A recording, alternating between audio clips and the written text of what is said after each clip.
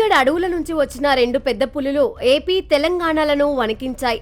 అడవుల పరిధిని దాటి జనావాసాల వైపు వచ్చిన ఈ పెద్ద పులులు అటవీ శాఖకు గట్టి సవాల్ విసిరాయి. ఏపీ వైపు ప్రవేశించిన ఒక పులి పశ్చిమ గోదావరి నుంచి తూర్పు గోదావరి జిల్లాల దాకా సంచరిస్తూ మొత్తం 17 రోజుల పాటు అధికారులకు కంటి మీద కునుకు లేకుండా చేసింది. ప్రత్యేకంగా తూర్పు గోదావరి జిల్లాలో 7 రోజుల పాటు గ్రామాల అంచు వెంట తిరగడంతో రైతులు, ప్రజలు తీవ్ర భయాందోళనకు గురయ్యారు.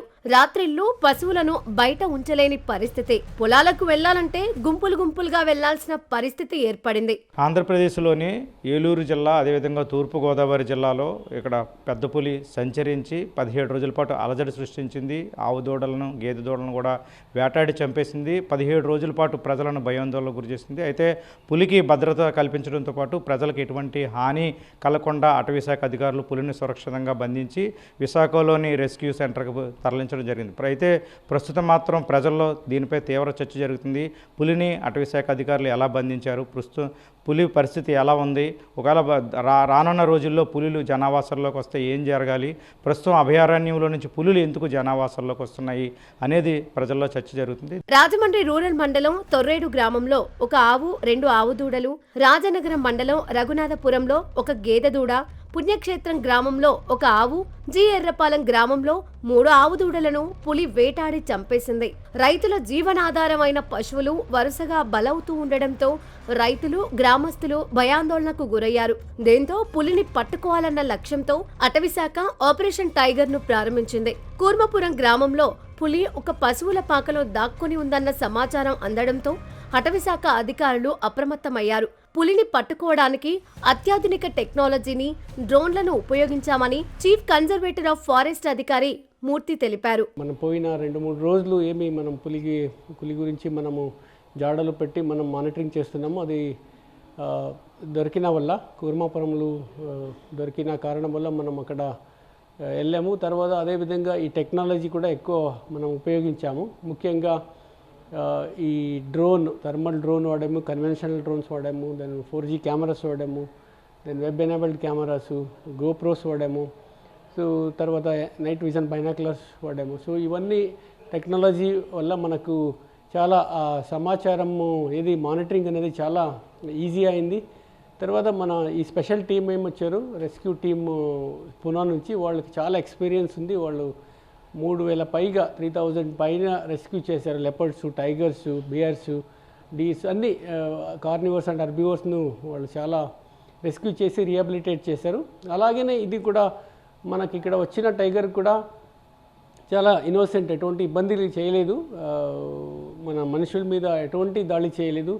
అది ఎప్పుడు కూడా రాత్రినే తిరుగుతుంది, పగలు పూట అన్ని రెస్ట్ తీసుకున్నది. కాబట్టి మనుషుల మీద కాన్ఫ్లిక్ట్కి ఎప్పుడూ రాలేదు. కానీ ఈ జంతువులు, పశువుల మీద అటాక్ చేసి చంపింది.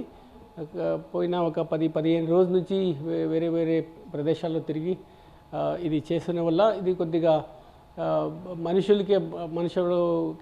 మనుషుల హ్యాబిటేషన్లు ఉండడం వల్ల, ప్రజలు తిరిగే ప్రదేశంలో సంచరించడం వల్ల కొద్దిగా భయం ఉండేది. కానీ అట్లా ఉన్నా కూడా ఇది చాలా ఇన్నోసెంట్ అనిమల్ అనే చెప్పొచ్చు. అత్యంత జాగ్రత్తగా నిర్వహించిన రెస్క్యూ ఆపరేషన్ లో అటవీశాఖ అధికారులు ట్రాంక్విలైజర్ సహాయంతో పులిని సురక్షితంగా క్యాప్చర్ చేశారు. ఇక పులిని తరలించేందుకు ప్రత్యేక వాహనాన్ని ఏర్పాటు చేశారు. ప్రస్తుతం రాజమండ్రిలో పట్టుకున్న పులిని విశాఖలోని యానిమల్ రెస్క్యూ సెంటర్ లో ఉంచామని మూర్తి తెలిపారు. దాన్ని సురక్షితంగా క్యాప్చర్ చేయడం జరిగింది 6 గంటల సమయంలో.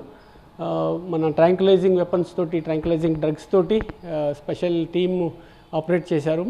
సో అన్ని టెక్నాలజీ వాడి దాన్ని స్పెసిఫిక్గా లొకేషన్ ఐడెంటిఫై చేస్తూ మనము ట్రాంక్యులైజ్ చేసి దాన్ని సురక్షితంగా మనం ట్రాన్స్పోర్టేషన్ కేజ్లు పెట్టి తర్వాత యాంటీడోట్, రివర్సల్ డ్రగ్ ఇవ్వడం జరిగింది. తర్వాత సురక్షితంగా అనిమల్ రెస్క్యూ సెంటర్ విశాఖపట్నంకి, దానికి ఫర్దర్ ఇమోబిలైజేషన్ మానిటరింగ్కి పంపడం జరిగింది.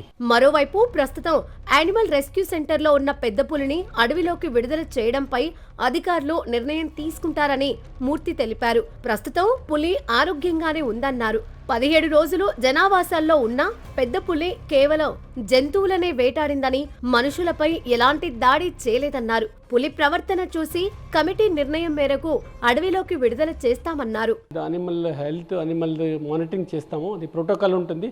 ఒక కమిటీ ఉంటుంది, ఆ కమిటీ నిర్ణయం తీసుకుంటుంది. ఇప్పటివరకు చూస్తే అనిమల్ చాలా స్టేబుల్ ఉంది, చాలా బాగా హెల్తీగా ఉంది, ఆరోగ్యంగా ఉంది. ప్రైమరీ పారామీటర్స్, దాని వైటల్ పారామీటర్స్ ఏమున్నాయి అవన్నీ బాగున్నాయి, దాని హెల్తీగా ఉంది, యాక్టివ్ ఉంది.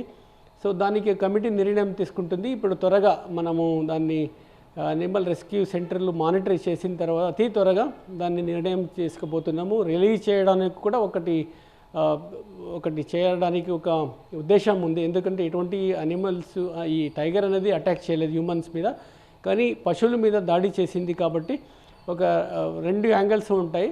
సో దానికి కమిటీ నిర్ణయం తీసుకుంటే, టెక్నికల్ కమిటీ ఉంటుంది, ఆ కమిటీ నిర్ణయం తీసుకుంటే ఇప్పుడు చూస్తే అనిమల్ అనేది చాలా హెల్తీగా ఉంది, బాగా వైటల్ పారామీటర్స్ అన్నీ స్టేబుల్ ఉన్నాయి, బాగా హెల్తీగా ఉంది. పులులకు హోమ్ రేంజ్ అనేది ఉంటుందని, అక్కడే తమ ఆహారాన్ని వెతుక్కుంటాయని మూర్తి అన్నారు. అయితే ప్రస్తుతం అభివృద్ధి పేరుతో అడవులను నరికేస్తూ ఉండడంతో అవి జనావాసాల్లోకి వచ్చేస్తున్నాయన్నారు. తమ ప్రాంతాన్ని పెంచుకుంటూ వెళ్లడం వాటికి సహజ లక్షణమని తెలిపారు. మనము వాటి ప్రదేశంని మనం తీసుకుంటున్నాం అభివృద్ధి పనులకి, వాటికి డిస్టర్బ్ అవుతుంది, వైల్డ్ లైఫ్ హ్యాబిటేట్ డిస్టర్బ్ అవుతుంది. కాబట్టి ఈ పులి అనేది దానికి హోమ్ రేంజ్ ఉంటుంది, వాడికి 10 స్క్వేర్ కిలోమీటర్ నుంచి 25 స్క్వేర్ కిలోమీటర్ హోమ్ రేంజ్ ఉంటుంది. మనం ఎలా ఇల్లు ఉంటుందో అలాగే హోమ్ రేంజ్ ఉంటుంది.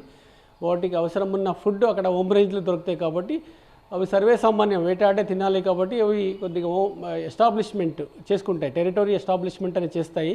మేల్ టైగర్, ముఖ్యంగా మేల్ టైగరు టెరిటోరియల్, అన్ని టైగర్స్ టెరిటోరియల్, ముఖ్యంగా మేల్ టైగర్ వేరే మేల్ టైగర్ ఉన్నప్పుడు ఉండదు.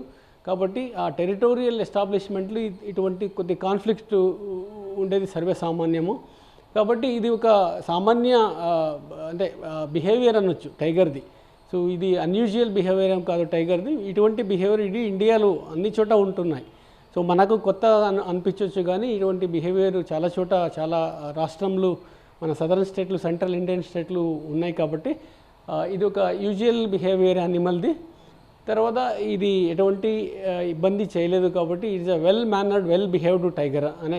కూర్మాపురం గ్రామంలో పశువుల పాకలో పులి దాక్కుని ఉందన్న సమాచారం రావడంతో అక్కడికి వెళ్లిన అటవీశాఖ అధికారులు పాకలో 2 గేదెలు ఉన్నట్లు గుర్తించారు. అయితే పులి 4 గంటల పాటు అదే పాకలో గేదెల పక్కనే ఉన్నప్పటికీ వాటికి ఎలాంటి హాని చేయలేదు.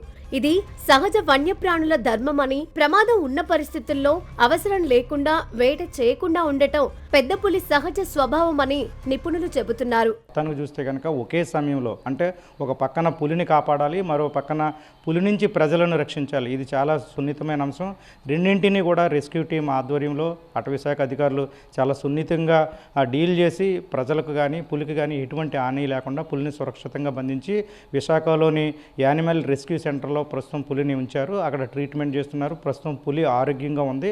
అంటే పులిని మళ్ళీ అభయారణ్యంలోకి విడిచిపెట్టాలా, ఏం చేయాలనేది అటవీశాఖ ఉన్నత స్థాయి అధికారుల కమిటీలో చర్చించిన తర్వాత నిర్ణయం తీసుకుంటారు.